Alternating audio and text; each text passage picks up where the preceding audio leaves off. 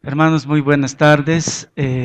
Realmente estoy muy agradecido a Dios por este privilegio que me permite esta semana, Pastor Sugel. Realmente es un honor para nosotros tenerlo acá en Bolivia, también hermano. Y le doy gracias porque Él ha permitido que esta conferencia pueda tener un matiz muy especial en Bolivia. Estamos viviendo un tiempo de avivamiento, vamos a decir, aunque sea en una mínima escala, pero eso es lo que estamos viendo nosotros. Y realmente uno de los puntos más importantes del entendimiento bíblico es el Evangelio.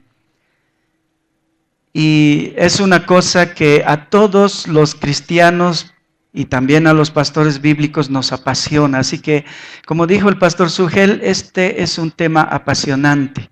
Y lo que voy a hacer hoy día es tratar de ver el poder del Evangelio en la relación conyugal y la familia. Vamos a hablar de eso en esta tarde. Bueno, voy a orar antes de empezar. Padre Celestial, te damos gracias por este día, Señor. Te bendecimos porque tú has permitido que podamos llegar hasta este momento, Señor. Te pedimos que nos puedas permitir ver una arista más, Señor, del Evangelio. Que podamos ver un poco más de la profundidad del Evangelio, Señor, a través de esta problemática tan grande en nuestra época, que es el amor conyugal y la familia, Señor. Oh Dios, en el nombre de Jesús, te rogamos que hoy día tú nos hables a cada uno de nosotros, Señor. Y si lo haces, queremos comprometernos que en las fuerzas que tú nos des vamos a buscar la obediencia, Señor, en todo lo que en tu palabra se nos demande. En el nombre de Jesús, te rogamos, Señor, esto. Amén. Las relaciones conyugales y con ella la familia ha sido atacada de muchas formas desde tiempos inmemoriales. Siempre ha sido atacada la familia. Y tiene que ser así porque Satanás entiende que si destruye la familia, está destruyendo gran parte del plan de Dios, porque Dios usa grandemente a las familias para la difusión del Evangelio y con ella la gloria de Dios. Nunca, sin embargo, habíamos visto un ataque tan feroz como en esta época contra la familia y las relaciones matrimoniales. El mundo posmoderno va a pasar a la historia por ser el tiempo en el que la familia, el matrimonio casi fue devastado. Y digo casi, porque yo sé que no va a ser devastada. Hay promesas para la familia. Pero realmente esta época es una época muy difícil. Y por eso vamos a hablar hoy día acerca del poder del Evangelio en la relación conyugal y la familia, porque esa va a ser la diferencia entre la total devastación de la familia y la casi devastación de la familia. Quizá algún rato ustedes escucharon este dicho que dice que el matrimonio y la familia son una especie en extinción. El matrimonio y la familia es una especie en extinción. Y aunque parezca algo bastante sugerente y a menudo nos confronta unos minutos, luego olvidamos la profundidad de esta realidad. ¿Por qué? Porque lo vemos expresado en todos los lugares. Mi vecino no tiene un buen matrimonio, mi amigo no tiene un buen matrimonio, mis padres no tuvieron un buen matrimonio. Es una triste realidad de todos los días. La institución familiar está en peligro de extinción. Hay toda una maquinaria política, filosófica, social, académica y hasta científica y sobre todo satánica para destruir a la familia, el amor conyugal por completo. ¿Cómo podrá salvarse la familia? ¿Tiene posibilidades de sobrevivir? ¿Quién puede proveer una salida para su preservación? En esta sesión vamos a tratar de meditar en el poder del Evangelio para lidiar esta batalla por la sobrevivencia bíblica de las relaciones conyugales y la familia. Y vamos a ver tres cosas en esta sesión. La primera cosa que vamos a ver, antes de ver el poder del Evangelio, es la imagen devaluada del amor conyugal. Hermanos, vivimos una época en la que les decía se habla mucho del amor. El cine, la radio, las novelas, las canciones, los poemas, los cuentos, todos evocan el amor. Paradójicamente, nunca se ha visto en la historia de forma tan dramática la derrota del amor. ¿Cómo puede ocurrir esta paradoja? Hablamos del amor, pero a la misma vez el amor está siendo derrotado. Hay matrimonios que duran semanas, si no días en algunos casos. Los famosos de la farándula que hoy se han convertido en los nuevos ídolos de la humanidad son los que dan el parámetro de cómo vamos a vivir. Y ellos se casan por semanas y a veces por días. Y nosotros los idolatramos, nosotros los seguimos. Ellos son la propaganda de la destrucción de la familia. Ellos se divorcian con la misma pompa con la que iniciaron su romance. Y los periódicos celebran la noticia. Las revistas tienen historias en primera plana de esos divorcios. El mundo los aplaude, los imita o simplemente los ignora porque ya no le causa ningún efecto. Es común, la gente se divorcia. ¿Cómo hemos llegado a tener tan bajo concepto del amor? ¿Por qué los hombres y las mujeres de este tiempo no están preparados para confrontar el matrimonio? ¿Por qué los hombres y mujeres solo pueden soportar el matrimonio por unos días o por unas semanas? Satanás y el pecado han estado preparando a hombres y mujeres para desarmarlos totalmente en su capacidad de amar. Y lo han hecho de formas sutiles. En algunos casos jamás hemos notado el plan malévolo. Solo estamos viendo ahora los resultados. Hombres y mujeres de esta generación han sido mutilados en su capacidad de amar. Y por ende ya no podemos fundar familias. Algunos elementos, y vamos a ver solo unos cuantos, como un ejemplo de cómo algunas cosas de forma sutil han venido destruyendo nuestra capacidad de fundar matrimonios. Y en los hombres vamos a ver solo tres ejemplos de esos que son sutiles. Uno de esos, en la devastación del varón para neutralizar su virilidad de hombre, es el deporte. En el hombre siempre ha habido un instinto masculino de defender su grupo, de luchar por su grupo, de liderar a su grupo, de defender a su grupo. Pero en los últimos años esto ha sido controlado por medio de espectáculos deportivos o ahora por medio de los juegos virtuales. Se ha conseguido que toda esa energía, esa furia ante la injusticia, ese deseo de defender el ultraje de tu grupo, ahora se canalice por la simpatía sentimental y fanática hacia algún equipo deportivo, sea fútbol, sea básquet, y ahora con los jóvenes el Dota. Se ha logrado disfrazar el sentimiento de pertenencia a una comunidad, porque así era el hombre. El hombre pertenecía, lideraba una comunidad. Su comunidad era la familia, pero ahora su comunidad es su equipo deportivo.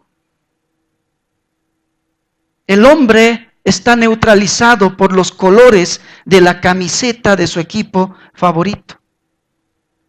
En nuestra cultura eso es lo más común que podemos ver. Conozco muchos hombres, vecinos, amigos, parientes, que dividen su vida en solo dos cosas: trabajar y hacer un deporte. Trabajar de lunes a viernes y el sábado y el domingo jugar todos los campeonatos de fútbol que se puedan jugar. Y eso que no parece ser dañino, es más, estás haciendo deporte, está destruyendo tu familia. Por otro lado, el erotismo es otro elemento que ha estado destruyendo en la capacidad de liderazgo del hombre, en la capacidad de amar verdaderamente a su pareja. El varón en los últimos años ha sido bombardeado con muchos estímulos eróticos, constantemente. Un queque se vende con la figura de mujer. La cosa más inocente se vende haciendo lujuria dentro de la propaganda.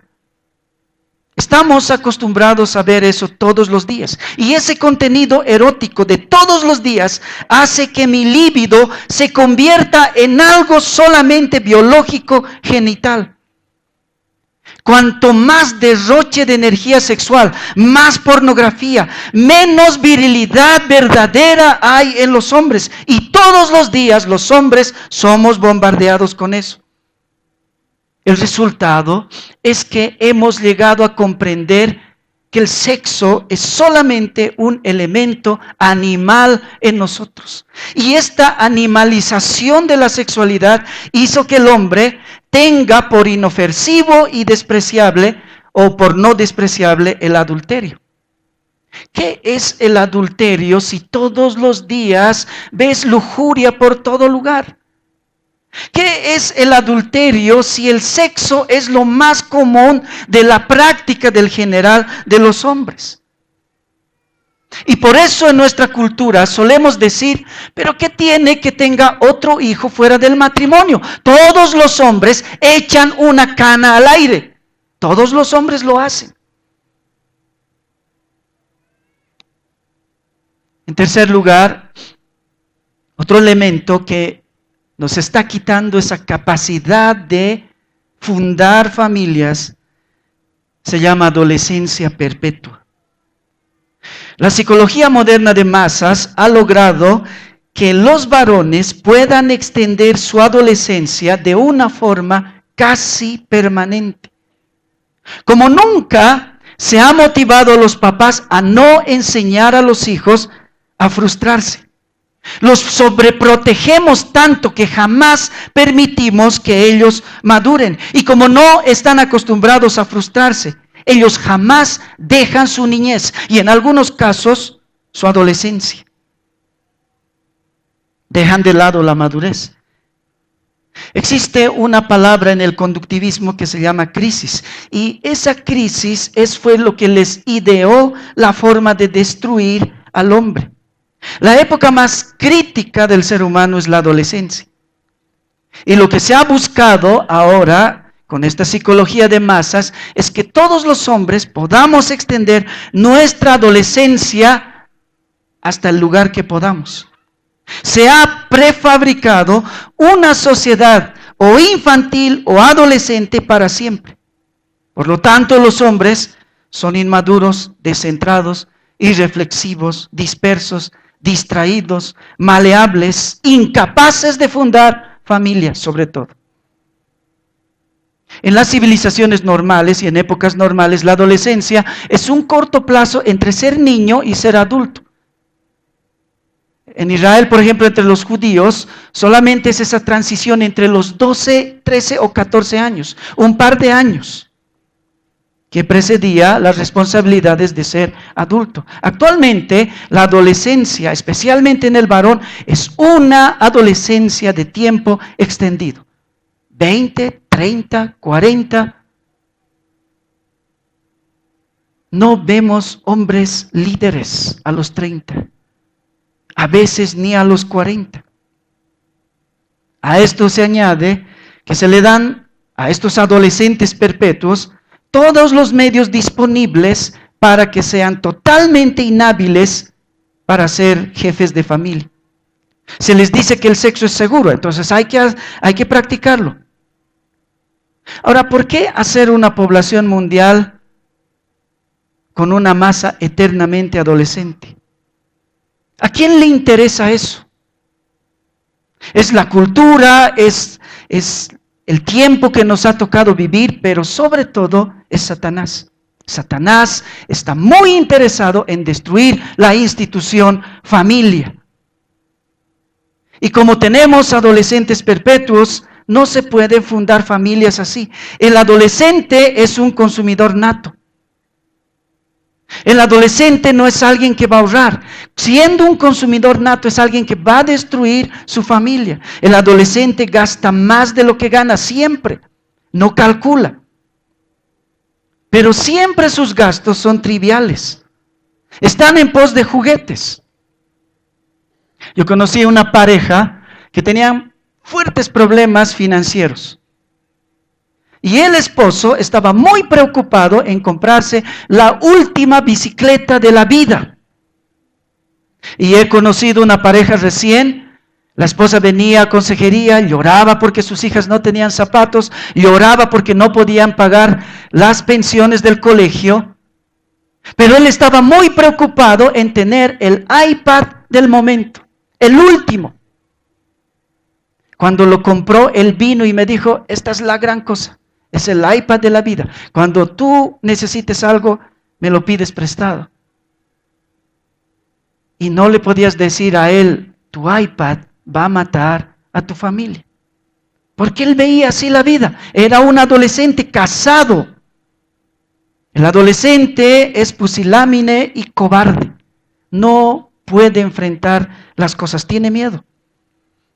Por eso es que los hombres que ahora novian con jovencitas, no les dicen cuándo nos vamos a casar, porque en realidad no tienen un proyecto para casarse. Antes no era así.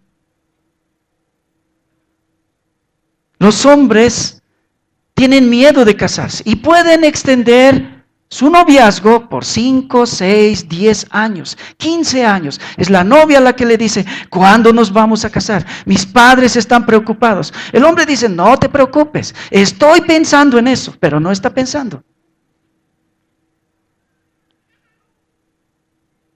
Sobre todo el adolescente no es un niño ni tampoco es un adulto. Un adolescente es completamente dependiente, en ese sentido es un niño. Y así son la mayoría de los hombres actualmente, siempre necesitan ayuda, no pueden hacer las cosas por su propia cuenta. Pero por el otro lado tampoco puedes frenarlos, porque por un lado son niños y por el otro lado son cuasi adultos. Y ellos te dicen que ellos van a hacer lo que a ellos les place, porque ellos son hombres. Tienen total dependencia como niños y al mismo tiempo tienen la suficiente edad como para discutir con sus padres, contradecirlos, tomar decisiones importantes como el sexo o como el matrimonio. Estos líderes de familia son Made Satanás. Hay más elementos y no los vamos a ver por causa del tiempo, pero no solamente en el hombre hay una devastación, sino también en las mujeres. La falsa igualdad de género. Casi después de cada guerra mundial se implementó una revolución sexual, de formas bastante sutiles, pero siempre bajo el ideal de que las mujeres no son diferentes de los hombres. Después de la Primera Guerra Mundial, apareció, por ejemplo, el Charleston Dance, acompañado de... Bueno, era solamente una danza, una nueva danza. ¿Qué de malo habría en eso? Pero el Charleston vino con cigarrillos, alcohol, drogas, cabarets y armas principalmente para las mujeres. Y cuando ven ustedes cuadros de 1920, van a ver mujeres así, vestidas con una cosita, con una pluma, armas, alcohol, cabarets. Porque las mujeres también tienen derecho de desperdiciarse como los hombres lo hacen. El cine sonoro aparece en el año 1927. Y de forma sutil, en ese cine sonoro, se mete la cocaína. Mujeres de pelo corto, como los hombres. Mujeres haciendo cosas que los hombres hacen. Sobre todo, mujeres con varios amantes. No estoy diciendo que las mujeres no busquen un estatus de dignidad. Pero el otro extremo es querer ser hombre o tener la misma prerrogativa de desperdiciarse que los hombres. La consecuencia en los Estados Unidos no podía pasar desapercibida. Se quintuplicó el número de orfanatos controlados por el gobierno, porque todos tenían hijos y los abandonaban en algún lugar. Se triplicó el número de divorcios y se multiplicó en una proporción no determinada el número de contagios de enfermedades venéreas. Al otro lado está la inclusión de la mujer en el mundo laboral. La liberación de la mujer trajo consigo una competencia contra el varón en muchos sentidos, pero uno de esos era el campo laboral. Las mujeres dejaron el hogar por su autorrealización en el trabajo, que no está del todo mal.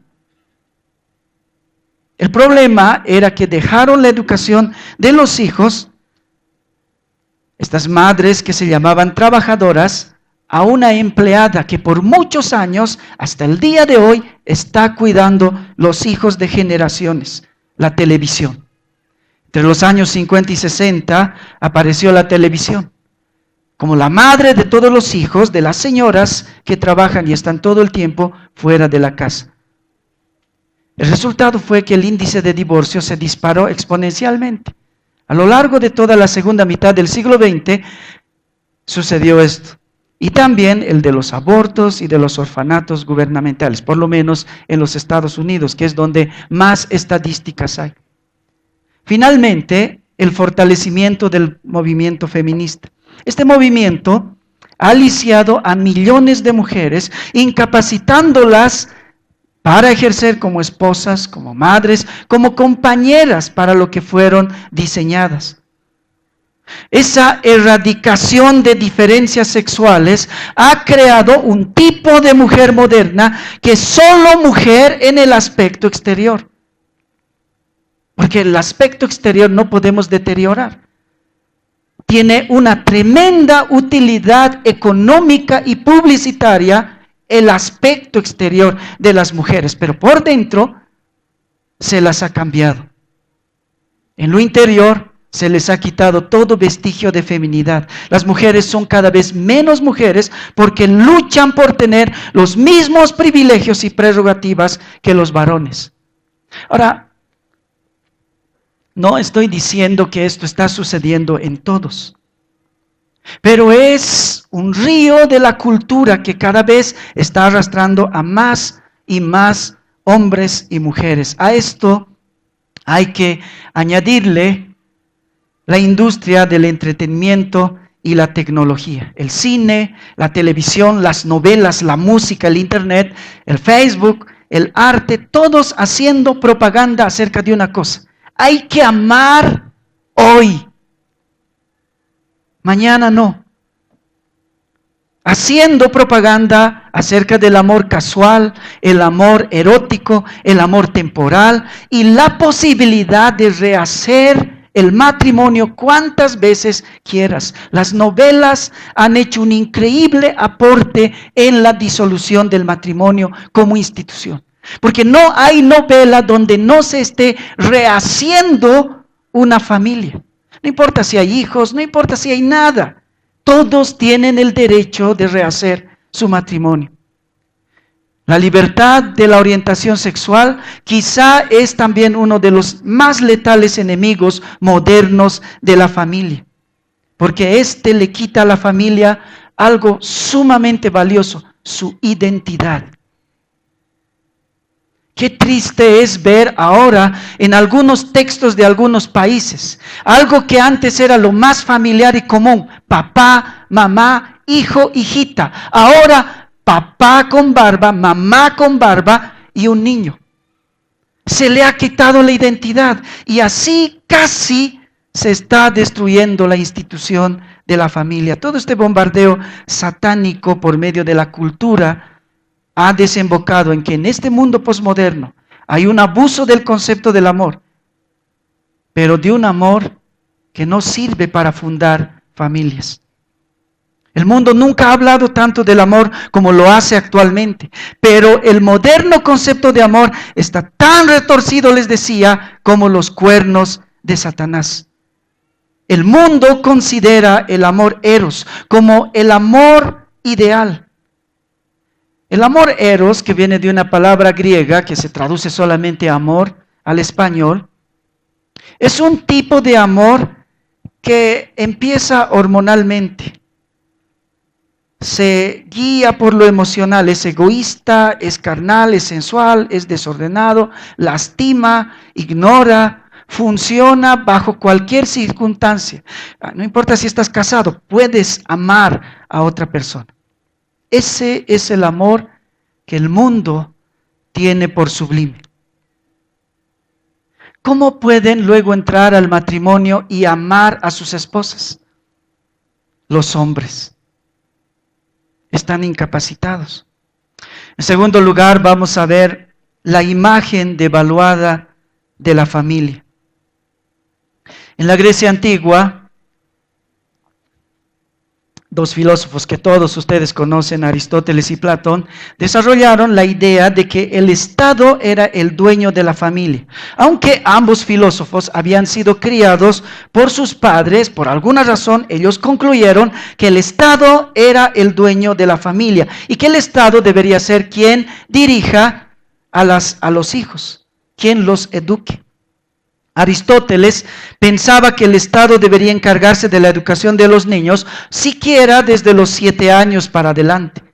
Como resultado, en Grecia, varias generaciones de niños fueron llevados, alejados de sus familias, para que profesionales los críen, pero lamentablemente esto terminó en que esos niños, lejos de sus padres, probaran toda clase de obscenidades, drogas y sexo principalmente.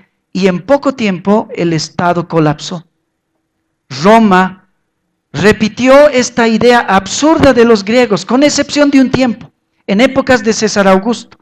César Augusto promulgó unas leyes famosas que son las leyes julianas, que protegían a la familia. Fue la única época en la que se protegió estatalmente a la familia. Quintiliano, un eminente educador romano de esta época, decía: la educación en casa con su influencia positiva sobre la integridad de la familia es superior a la de las escuelas del gobierno. Fue un gran tiempo, fue un buen tiempo, pero muy pronto el totalitarismo romano volvió, olvidaron el consejo de Quintiliano y César Augusto y este imperio colapsó como el griego. Ahora, ¿cuál era la justificación de la filosofía de Platón y Aristóteles acerca del Estado como padre? Era un asunto aparentemente bastante lógico. Ellos concluyeron que el individuo tiene una vida muy corta. En cambio, el Estado es trascendente a la vida del individuo. Una persona puede vivir 80 años, pero el Estado puede vivir 1000 años. La idea de ellos era entonces, ¿quién está mejor preparado para criar a los hijos? El Estado, porque puede vivir más años que el individuo. Más tarde, Marx, Gandhi, Mao Zedong, todos ellos, agarrando esta filosofía, sacrificaron la familia tradicional a favor del Estado, porque ellos pensaban que la vida del individuo era tan corta, en cambio la del Estado era para siempre. Sobre la base de estos principios filosóficos es que el posmodernismo ha podido construir una artillería política, filosófica, académica, social, científica para destruir la familia. Y una de las estrategias más importantes y más antiguas contra la familia es quitarle la jurisdicción. Esta palabra es muy importante. ¿Qué es jurisdicción? Jurisdicción es el derecho que uno tiene de dirigir lo que en ley le corresponde. Es algo que nadie te puede quitar. La jurisdicción es esa área donde nadie se puede meter. Y una de las estrategias de Satanás más hábiles contra la familia fue quitarle esa jurisdicción a los padres. A veces lo ha hecho de forma muy intencional, pero muchas veces lo ha hecho de forma sutil. Y muchas veces nosotros hemos dejado a disposición del Estado, de alguien, nuestra jurisdicción. La jurisdicción de criar hijos es de los padres. Pero no siempre hemos apreciado esto. Y vamos a ver un pequeño resumen acerca de cómo hemos llegado al lugar donde hemos llegado. En los primeros años de la iglesia primitiva, se hizo un énfasis fuerte en la adoración familiar en las casas. Eso era jurisdicción. Nuestra jurisdicción es criar a nuestros hijos y como creyentes enseñarles la fe a la siguiente generación. Y aunque en esta época no habían construcciones como ahora de iglesias, las iglesias funcionaban en casas. Con todo y que funcionaban en las casas, de todas formas estaba dividida la jurisdicción eclesiástica y la jurisdicción familiar. Es decir, había un tiempo de adoración como comunidad colectiva, pero aparte había una adoración que se llamaba familiar. La epístola de Bernabé, por ejemplo, dice: padres y madres no deben abandonar los mandamientos del Señor. No deben asesinar al niño procurando un aborto. Tampoco deben destruirlo después de haber nacido. No deben descuidar la disciplina de sus hijos e hijas. Más bien deben enseñarles el temor del Señor desde su infancia. Una cosa que dice él es, hay dos formas de destruir la vida de un niño. Lo puedes hacer antes de que nazca, pero también lo puedes hacer después de que nace si es que tú no transmites el evangelio a esa siguiente generación. Juan Crisóstomo, otro hombre de la iglesia primitiva, decía: cuando retomas o retornas a tu casa, después de ir a la iglesia local, reúnanse para disfrutar un alimento físico, como también espiritual. El padre de la familia puede repetir algo que se ha dicho en la iglesia. Su esposa le escuchará y los niños también aprenderán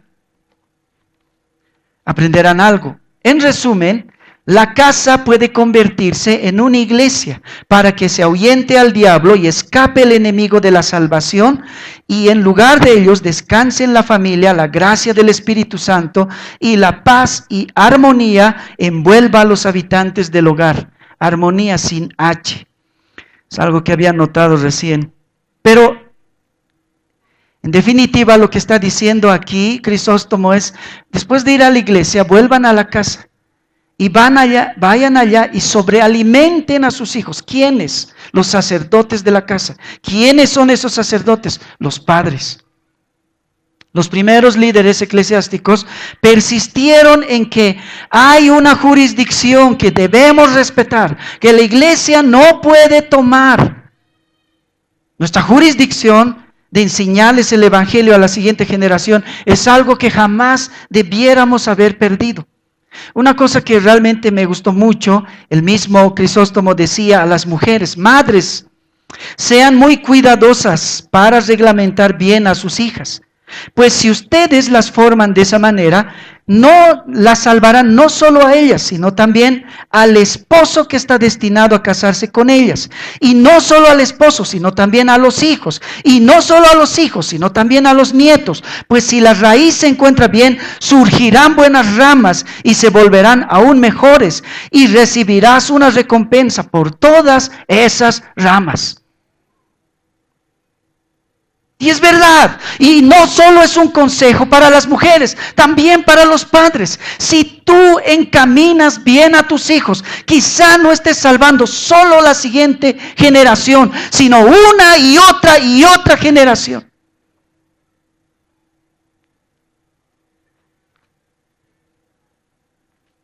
En la Edad Media las cosas cambiaron.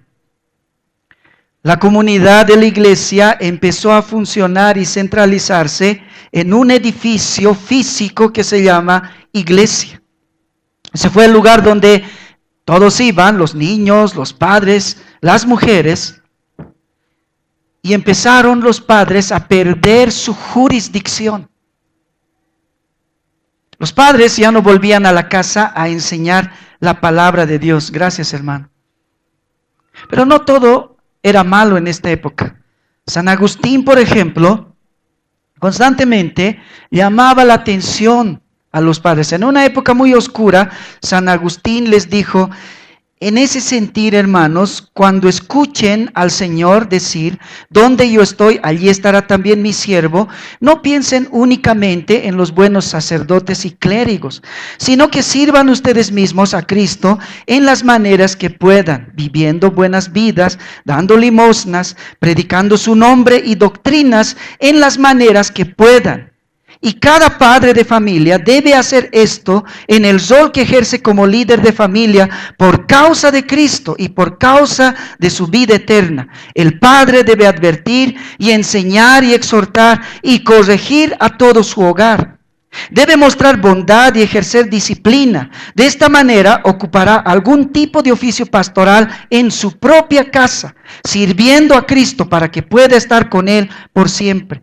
Pues aún el noble servicio del sufrimiento ha sido ejercido por muchos semejantes nuestros, porque muchos que no fueron obispos ni clérigos, sino jóvenes y vírgenes, aquellos de mucha edad, junto con los que no le tenían, muchas personas casadas, tanto hombres y mujeres, muchos padres y madres de familia, han servido a Cristo, aún por medio de entregar sus vidas al martirio por causa suya, y han sido honrados por el Padre y han recibido coronas de gloria.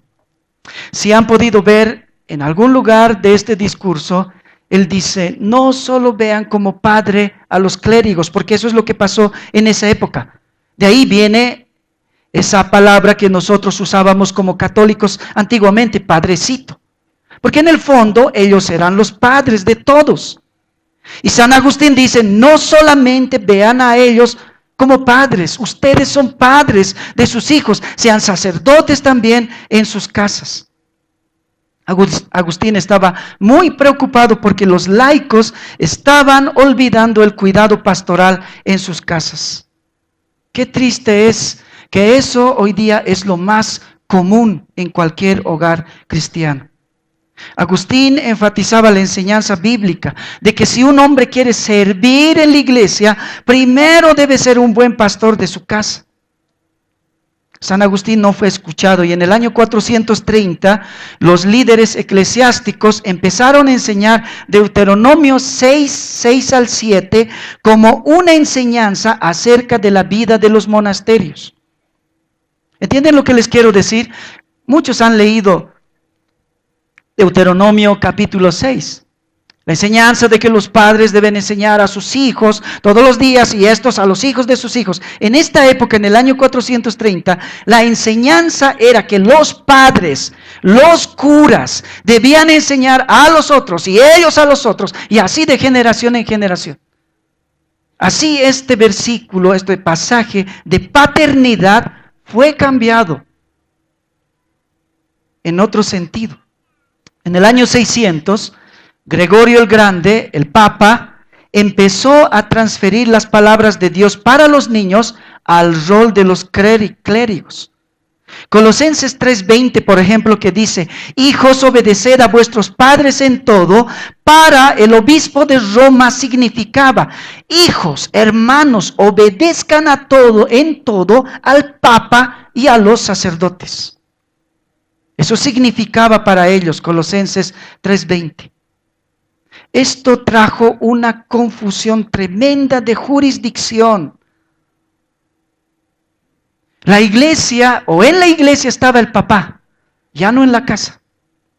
Entonces, los niños tenían un problema. Llamaban papá y mamá a sus padres en su casa, y llamaban papá y mamá también a las monjas y a los sacerdotes en la iglesia.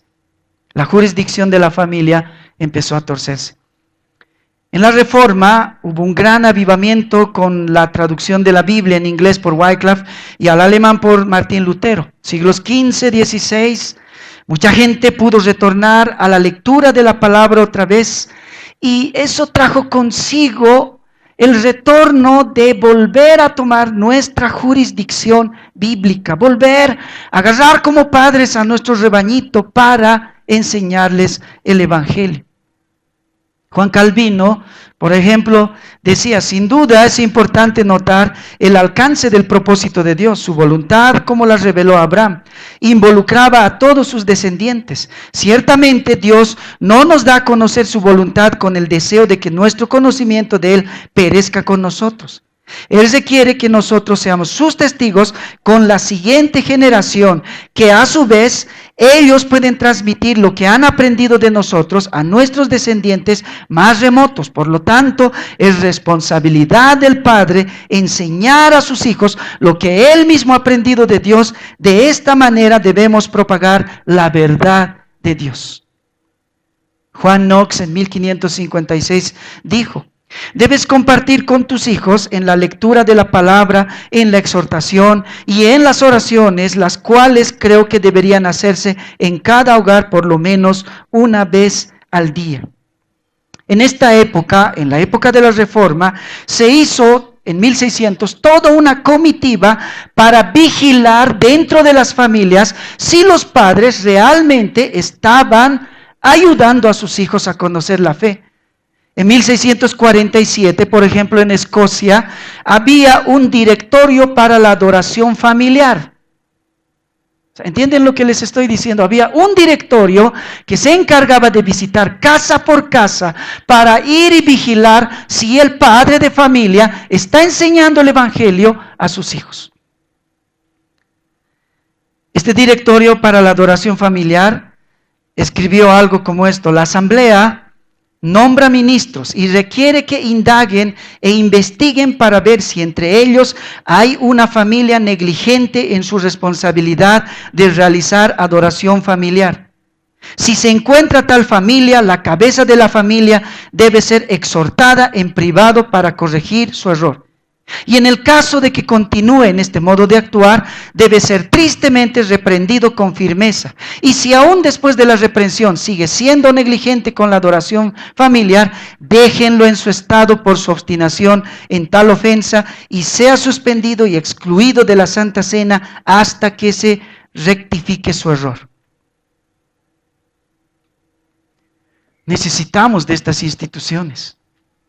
Yo he participado de un programa que se llama Equipando Siervos. El programa, fuera de muchas cosas, tenía una parte por la que uno tenía que ser visitado por el tutor. En los últimos años yo he estado dirigiendo ya eso y es una cosa increíble.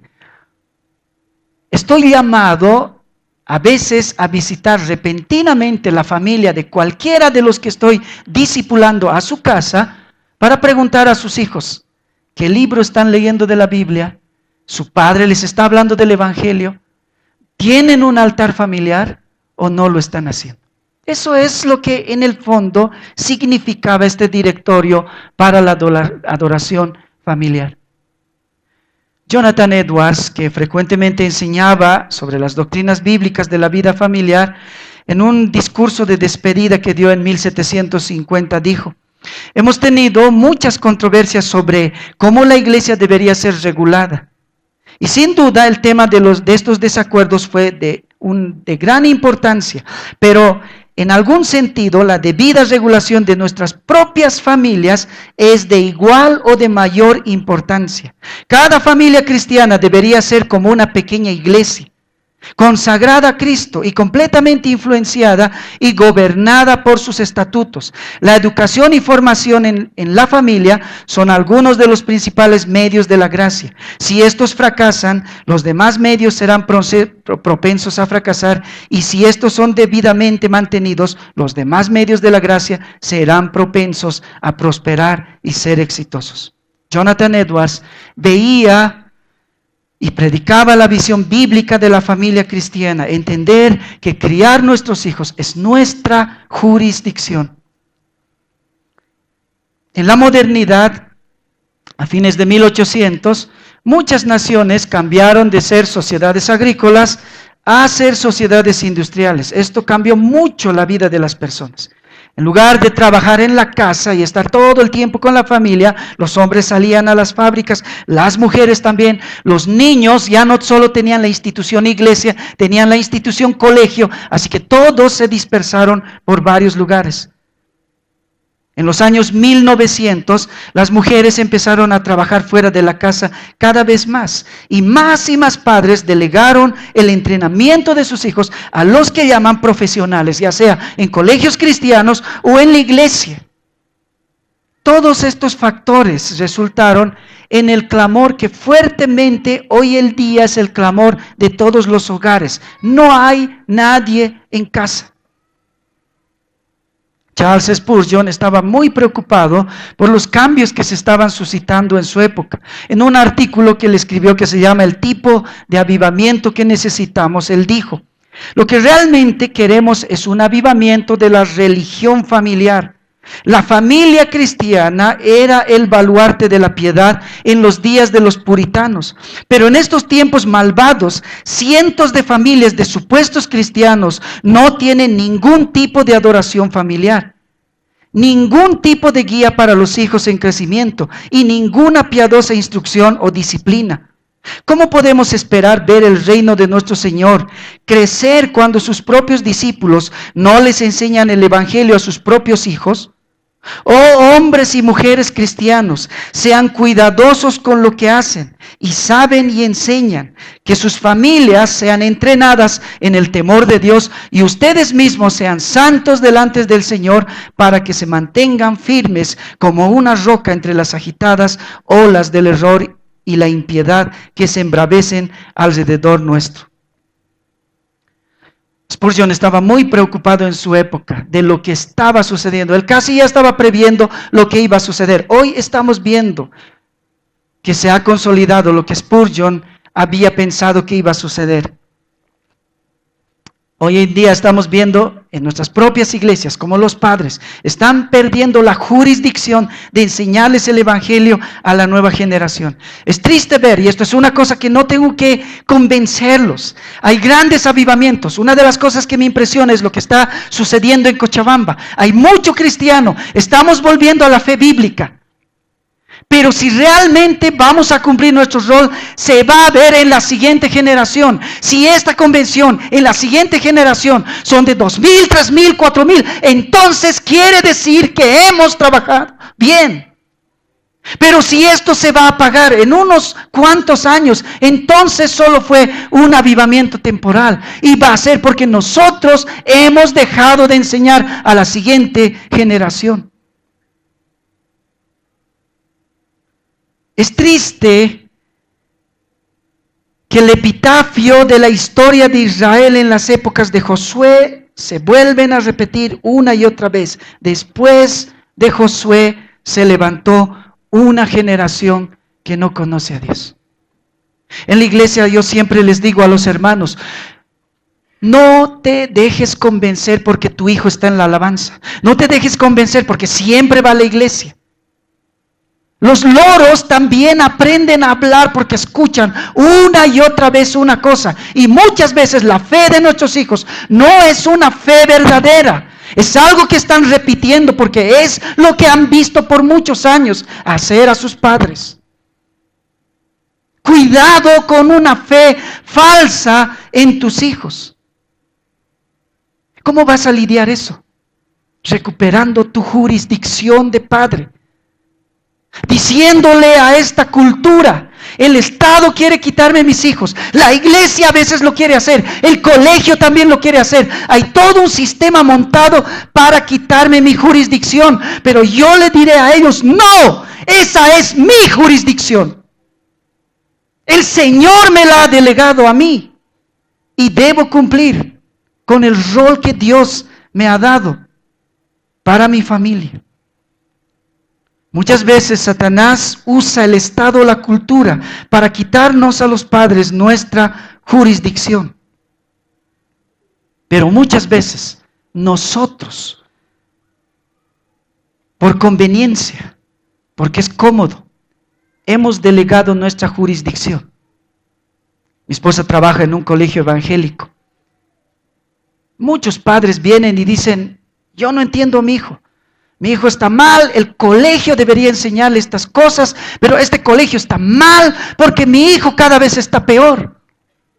Lo que le diría el Señor a ese padre es, no es la jurisdicción del colegio, no es ni siquiera de la iglesia, es tu jurisdicción como padre de familia. Y si tu hijo está mal, es porque tú no estás cumpliendo tu rol.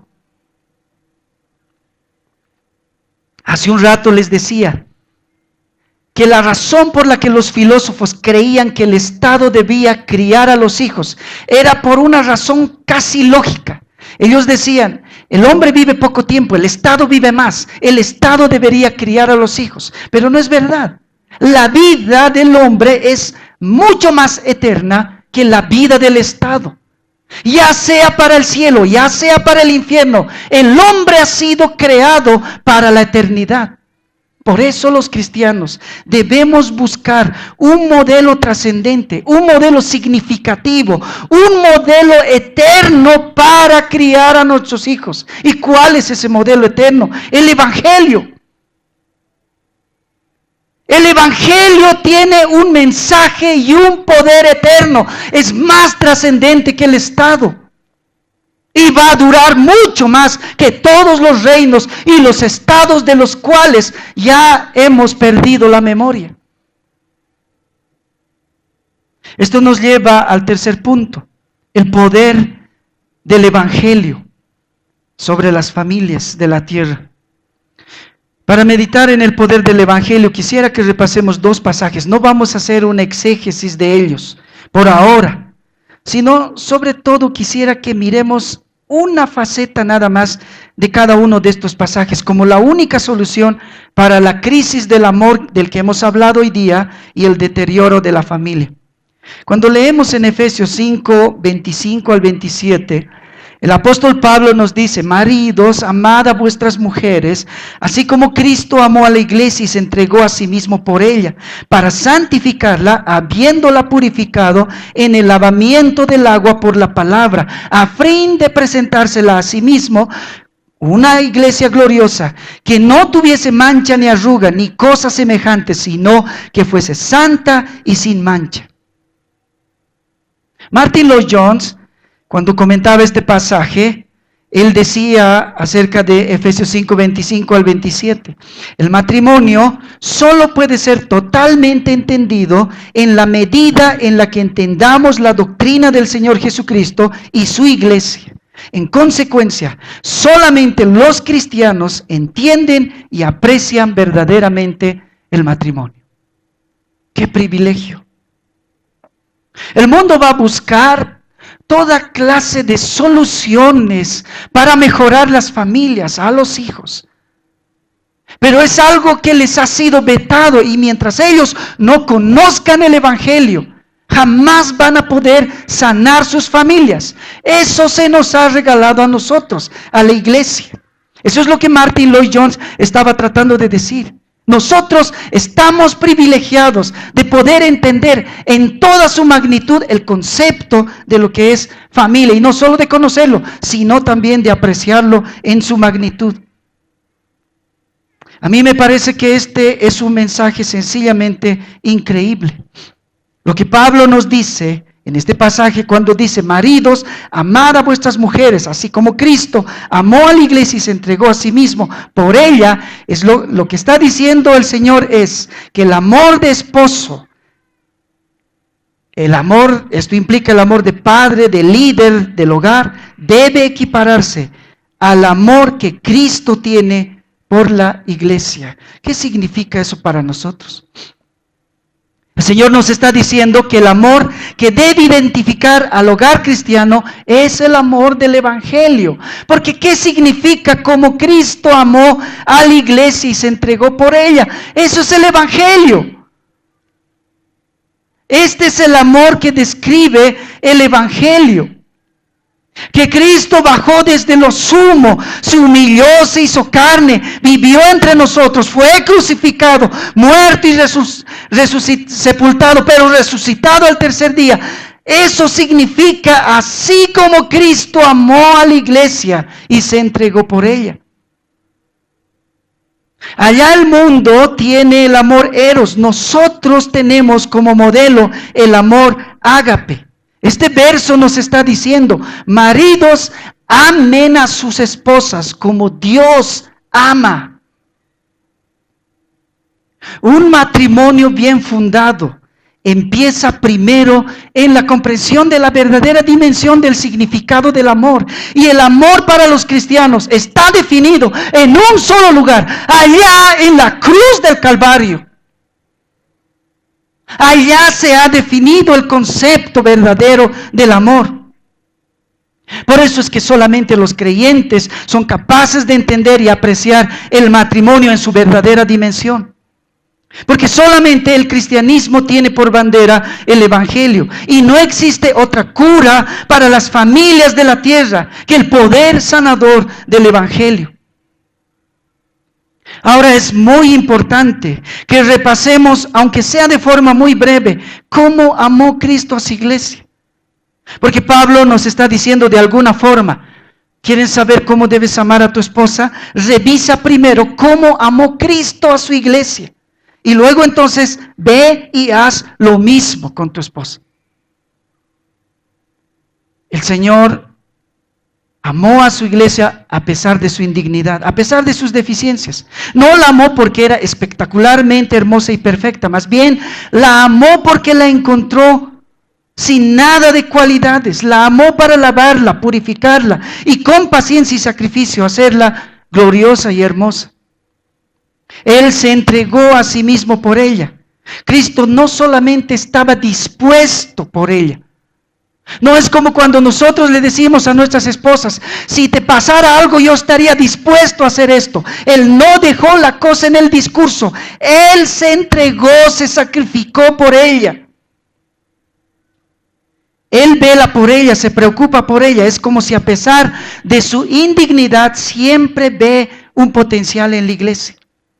Él la lava, la ornamenta con paciencia, su fidelidad es grande. Él permanece con ella a pesar de cualquier cosa. Y su comunión con Él la embellece cada día más y más a la iglesia. En pocas palabras, así amó Cristo a su iglesia. El mundo busca por siglos un concepto verdadero y cabal acerca del amor. Ese concepto solo lo podemos hallar en el evangelio, en la cruz, en cómo amó Cristo a su iglesia. Y aunque el mundo lo desprecie, nosotros los creyentes estamos llamados a amar a nuestras parejas de una forma que nuestros hijos puedan ver en nuestro amor conyugal el evangelio. ¿A quién va a afectar primero la relación conyugal? A nuestros hijos. Lo que ellos vean es lo que es lo que los va a impresionar. Y si en nuestro amor conyugal ellos ven el evangelio, eso es lo que los va a impresionar hacia el evangelio. ¿Qué pasa ahora en cuanto a los hijos? Voy a irme a un pasaje bastante conocido. Oye Israel, Jehová nuestro Dios, Jehová uno es, y amarás a Jehová tu Dios de todo tu corazón y de toda tu alma y con todas tus fuerzas. Y estas palabras que yo te mando hoy estarán sobre tu corazón y las repetirás a tus hijos y hablarás de ellos estando en tu casa y andando por el camino y al acostarte y cuando te levantes, y las atarás como una señal en tu mano y estarán como frontales entre tus ojos y las escribirás en los postes de tu casa y en tus puertas. El Señor dio este mensaje por medio de Moisés cuando ellos estaban a punto de entrar a la tierra prometida. Lamentablemente la tierra prometida tenía cultura, tenía muchas cosas que no había movido el Señor, y contra todo eso ellos tenían que sobrevivir. ¿Cómo sobreviviremos, Señor, en esa tierra prometida donde hay toda clase de ídolos, donde hay una cultura abrumadora? El Señor les dice, amándome. Ámenme de todo corazón y transmitan este amor a su generación siguiente y ellos a la otra y a la otra. Así sobrevivirán en la tierra prometida. Este pasaje, que lo hemos leído seguramente muchas veces, es un itinerario bastante intensivo. Porque dice, estando en casa, fuera de casa. Yo entiendo que cuando habla fuera de casa está hablando que a veces en casa puedes hablar de Dios, todo el tiempo es el evangelio, pero fuera de casa estás en contacto con el mundo pecador. Pero ahí también enséñales el evangelio, andando en el camino. Desde bien temprano hasta el último minuto antes de acostarte, en la mañana y en la noche. Y luego dice, las atarás como una señal en tu mano. Mi entendimiento de este pasaje es que cada actividad que uno realizaba, de alguna manera estaba simbolizada en la mano. Y lo que le está diciendo el Señor al pueblo de Israel es, atarás esta pasión por mí en tu mano, en todo lo que tú hagas, como una señal en tus manos. Y también le dice, estarán como frontales, como una señal, o como frontales entre tus ojos. Como diciendo que tu misma persona, cada acto, cada cosa que hagas, cada reacción, tu vida entera, debe ser un discurso acerca del Señor, del Evangelio. Y al final de cuentas, luego dice que en los postes, en la puerta. Yo creo que esto es tan simple como esto.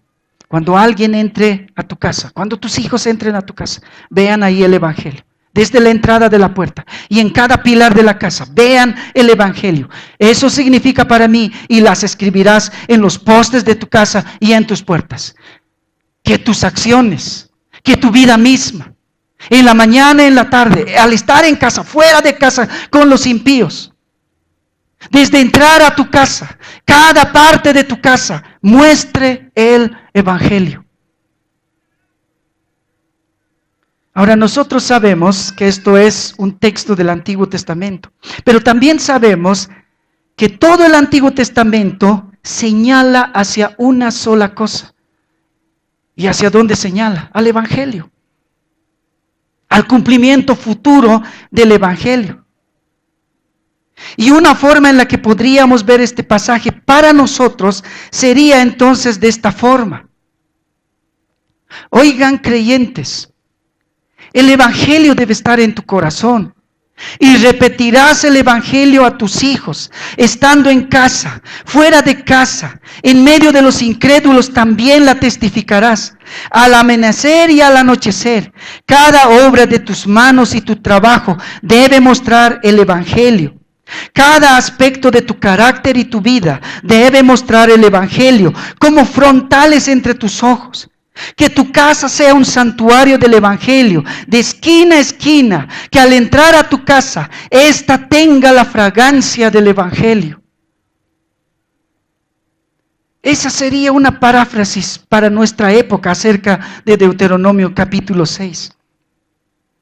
La primera cosa que sucede, la primera cosa que tiene que suceder para que una familia experimente esta vivencia evangélica es que los cónyuges, los esposos, los padres estén bañados de una relación de amor con el Señor por medio del Evangelio. Y esa pasión la transmitan a sus hijos de generación en generación. El poder del Evangelio es muy grande, puede salvar generaciones. Algunos han tenido el privilegio de nacer envueltos en el fuego del Evangelio. Mi abuelo era brujo. El abuelo de mi padre, el papá de mi padre era brujo. El papá de mi madre era brujo. Yo soy descendiente de brujos. ¡Qué privilegio para aquellos que han nacido de generaciones de cristianos! Charles Spurgeon, el príncipe de los predicadores, tuvo un padre que era muy pobre y tenía que trabajar muy duro, pero a la misma vez era ministro y un buen padre de familia al discipular a su hijo. Charles Spurgeon tuvo una madre que era un ejemplo, a pesar de que tenía 16, o con Spurgeon, con Charles 17 hijos, en medio de una grande pobreza. Pero cada uno de los hijos pudo ver el poder del evangelio habitando en medio de ellos.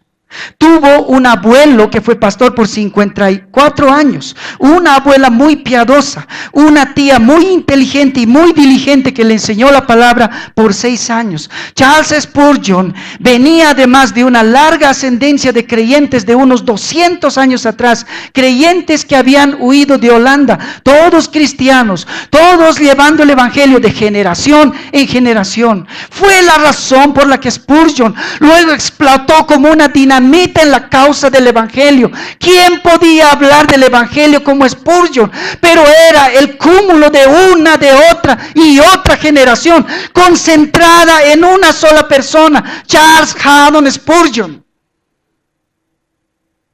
Si tú enseñas, si tú recuperas tu jurisdicción, algún día puede haber un hombre piadoso como él entre los nietos de tus nietos.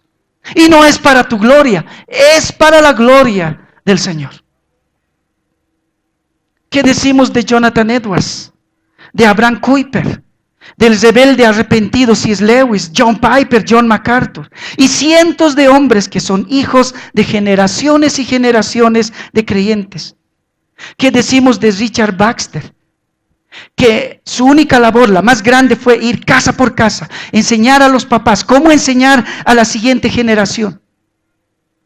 Y 60 años después de que murió Richard Baxter, la gente decía que el pueblo de Kidderminster, donde él predicó y enseñó, todavía olía al evangelio de Richard Baxter.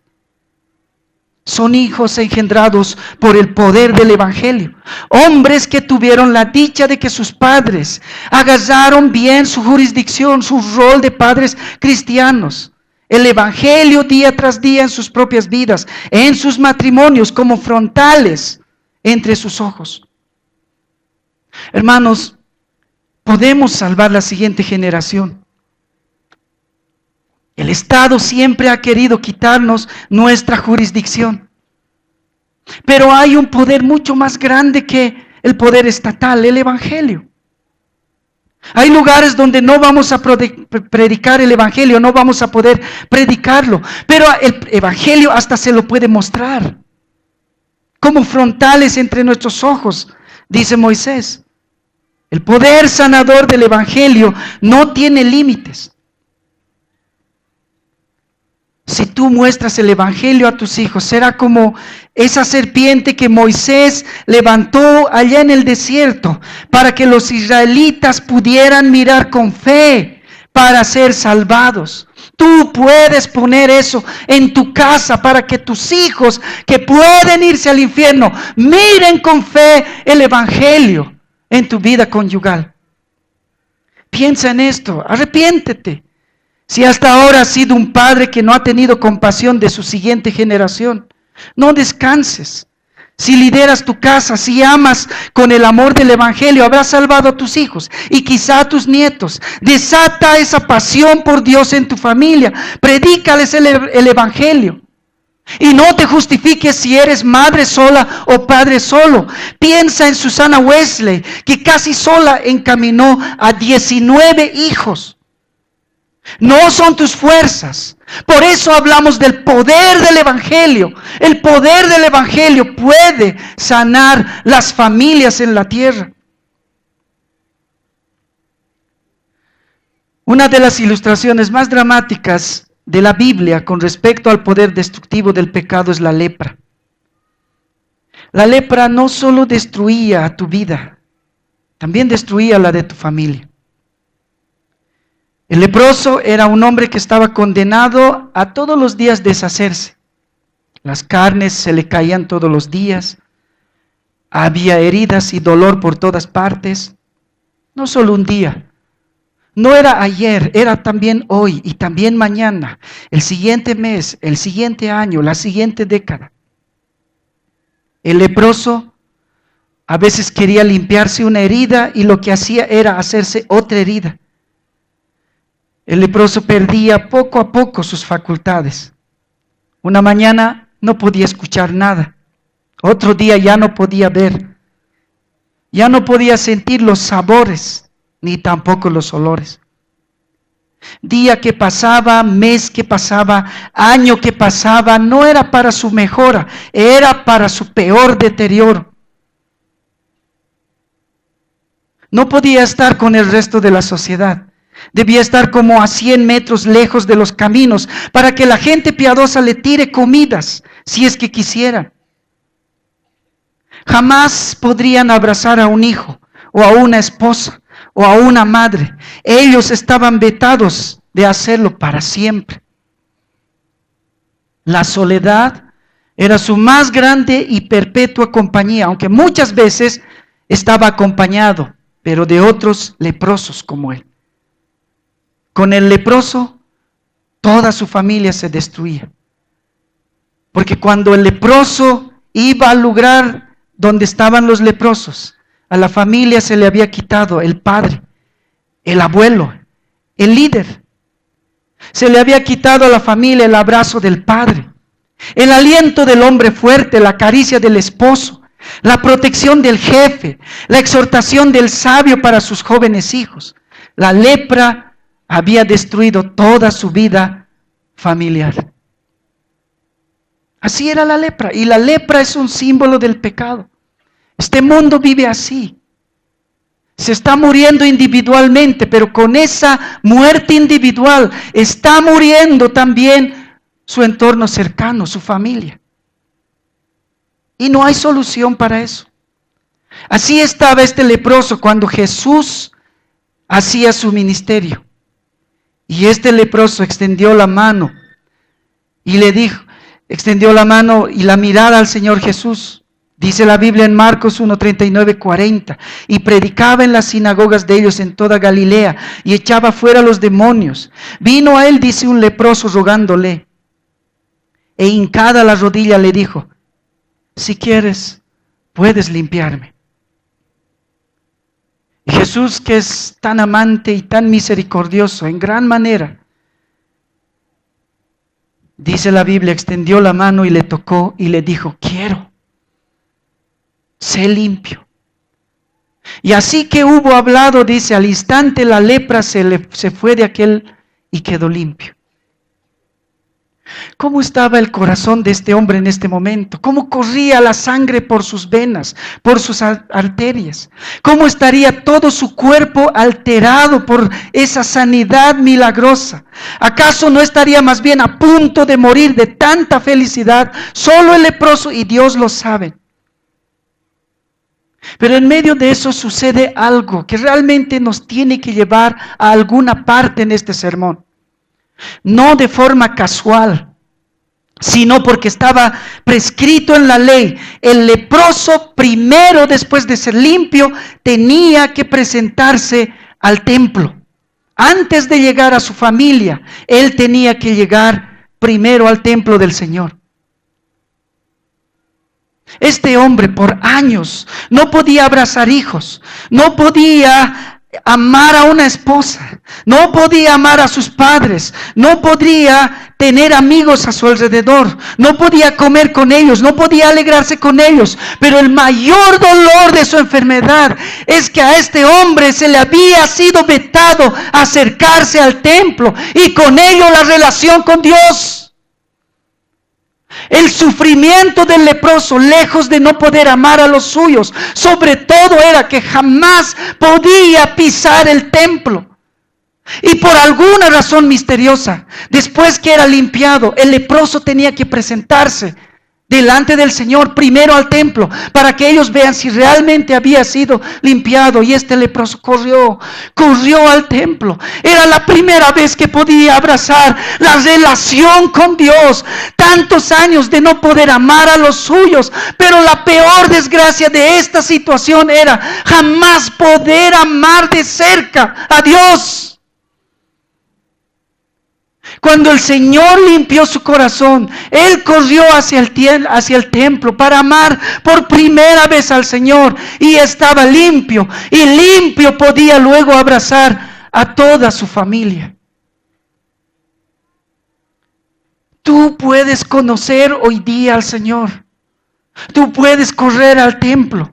Tu lepra, el problema de tu vida no es Lo que tú estás pensando no es la bancarrota, no es tu divorcio, no es como el pastor Sugel decía, muchas otras cosas que nosotros consideramos problemas. Es el pecado. Eso te está destruyendo. Y mientras no seas limpio por el Evangelio, no podrás acercarte al Señor. Y si no te acercas al Señor, jamás vas a poder sanar a tu familia.